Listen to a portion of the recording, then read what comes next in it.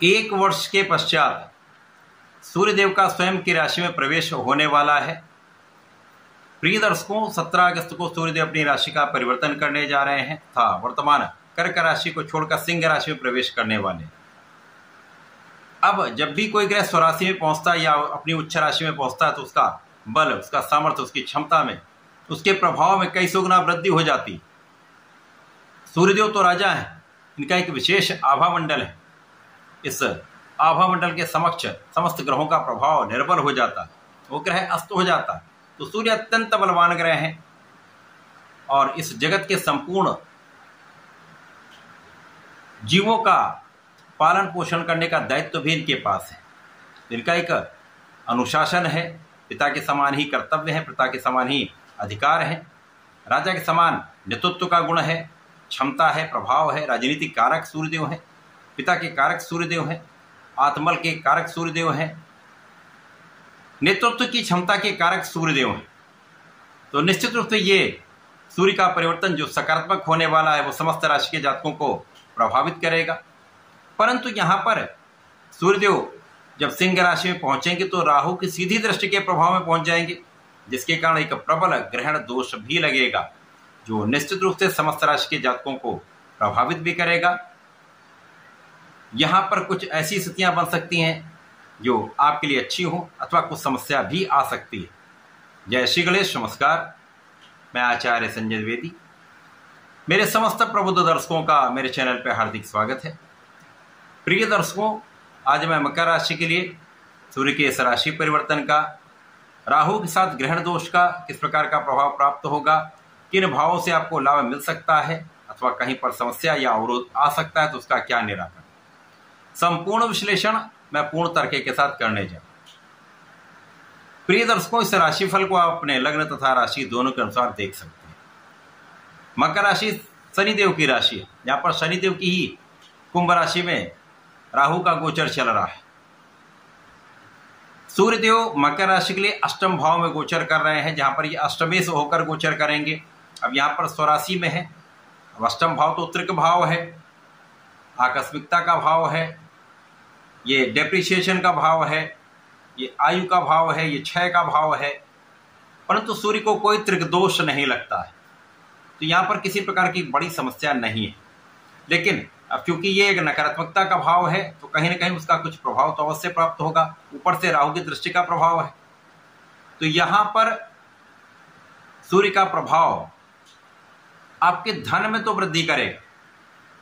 अब धन को किसी प्रकार से आ सकता है, आपके कार्यक्षेत्र से अचानक धन लाभ हो सकता है, पिता के सहयोग से आपको धन की प्राप्ति हो सकती है, परिवार से आपको धन की प्राप्ति हो सकती है, अथवा पारिवारिक संपत्ति से आपको अचानक धन प्राप्त हो सकता है।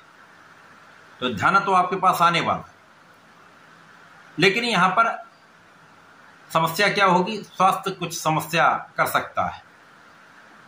यहां पर आपके पेट से संबंधित कुछ समस्याएं हो सकती हैं। स्त्रियों में यहां पर कुछ रक्त से संबंधित विकार हो सकते हैं, तो आपको ध्यान रखने की आवश्यकता होगी। इसी प्रकार से यूटीआई की समस्या बड़ी कॉमन है। इस समय में बहुत समझदारी से अपने स्वास्थ्य का ध्यान रख के आगे चलेंगे तो समस्याओं का निराकरण कर पाएंगे। यहाँ पर आपको खाने पीने पर ध्यान रखना चाहिए, बाहरी खाने पीने से बचना चाहिए, पानी का समुचित उपयोग करें तो समस्याएं कम होंगी। यहाँ पर आपको आंखों से संबंधित कुछ समस्या हो सकती है, आंखों से संबंधित कुछ विकार हो सकते हैं। अपनी आंखों का ध्यान रखें, वाणी पर संयम रखें, क्योंकि यहाँ पर राहु बैठे हैं। राहु निश्चित रूप से आपको ऐसा बुलवाते हैं जिससे कुछ भ्रम होगा, कुछ क्लेश होगा, परिवार के बीच में विशेष रूप से समस्याएं उत्पन्न होती हैं। यहाँ पर आपको बहुत संतुलित, बहुत संयमित आपको रहना होगा।